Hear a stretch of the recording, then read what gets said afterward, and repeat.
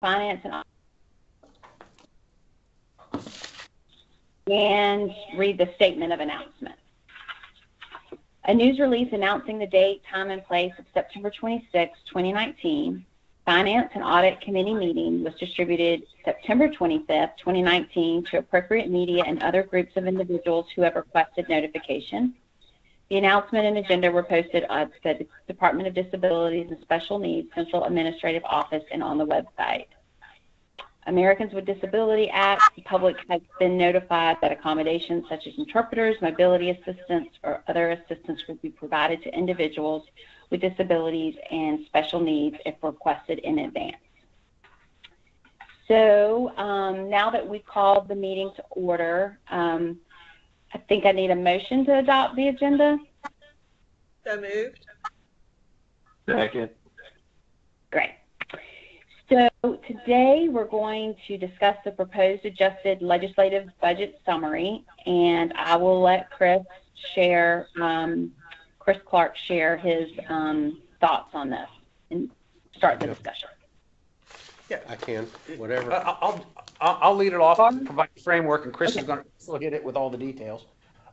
First of all, thanks for getting together on short notice.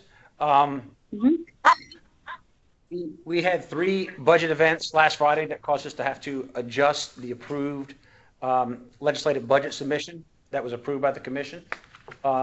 We sent out an email on Tuesday that summarized these 3 changes.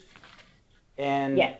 these 3 changes, I'll briefly go over them and then open it for questions, and then we'll see if we can you agree with how we prioritize them. The first one was our existing priority number 6. We had a $336,000 ask for 4 new CTH1 slots for DSS. We had been collecting data on them, and they came back, and after looking at their population of consumers that are aging out, they determined that they do not have enough for fiscal year 21 for us to justify that amount. So we decided just to, in an abundance of caution, to maintain our credibility with the legislature, just withdraw that $336,000 because we can't say with certainty that we can spend it as intended. The second one was on Friday. As you know, the Department of Health and Human Services is about 10 times bigger than DDSN, and they made 3 rate changes to the statewide plan, which also are in our waivers.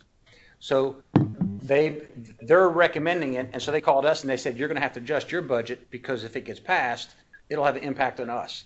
So that was just a straight math exercise of how much is going up and the expected utilization, which was a rather large number of $17.6 million, $5.1 million state. And the third issue was more of a administrative request where in the past we would get a baseline budget transfer every year from HHS outside of the formal legislative approval process. And I think last year they started talking about it, and this year they asked us just to put this amount inside our formal budget. But we've been doing this every year for as long as we can remember, and all it is all new waiver entrants that came on board more or less last year, they give us a state base to pay for their state plan expenses. So they're the 3 changes, but they total $20.6 million and $6 million in state, of which most of them are the 3 state statewide plan increases. So what we're recommending, I think the other thing you need to know is the prioritization of these new requests. Obviously, we removed the existing number 6, and we replaced it with the $17.6 million statewide plan increase. And we felt like leaving it at number 6 was appropriate because our budget priorities 1 through 5, there's no one else in our ring fighting for those. And for number 6, that's kind of a joint effort between HHS, and we're kind of in the, I'd say, the passenger seat of that budget request. So we really didn't want to use our priority matters for that request, even though it's important. And the waiver increase, number 3, the waiver baseline increase for state plan We made that our last recurring request because we feel pretty certain it will be funded as a normal course of business and that we really don't have to argue strenuously in order to get those funds. So they're the three. That's why we prioritized them, and we'll open it to questions and concerns and go from there. It makes sense to me. Yeah. I don't have any questions. that I can think of right now with this. I mean, Gary, do you have any concerns or anything on this? No, I mean, I think it's pretty much a Straightforward change. Yeah, it's pretty straightforward based on what DHHS is doing. The utilization increase, I see we got 100% on the nursing, 30% on the transportation, and 10% on the attendant care. Yes.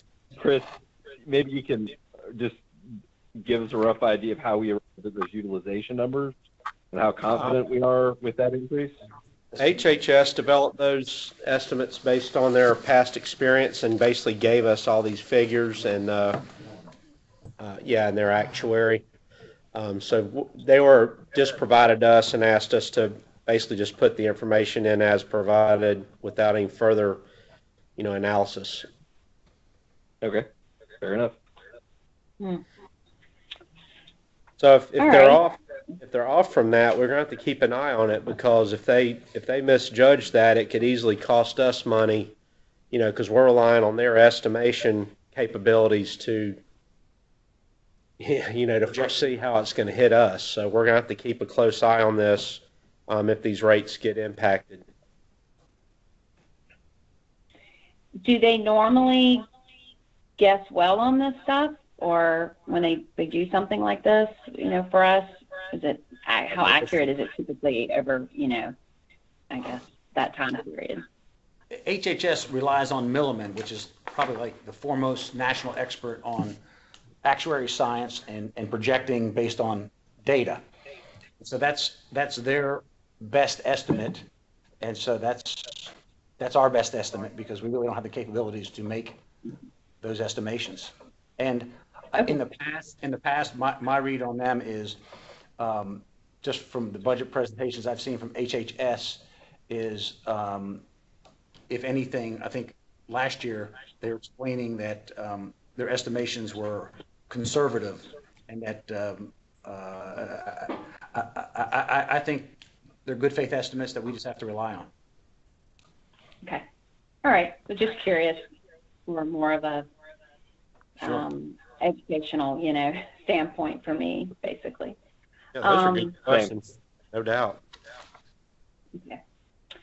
All right. So we just need to vote on what you've proposed, the changes that you've proposed, correct, for today? Correct. Yes, ma'am. Okay. Well, I'll make a motion to approve. Second?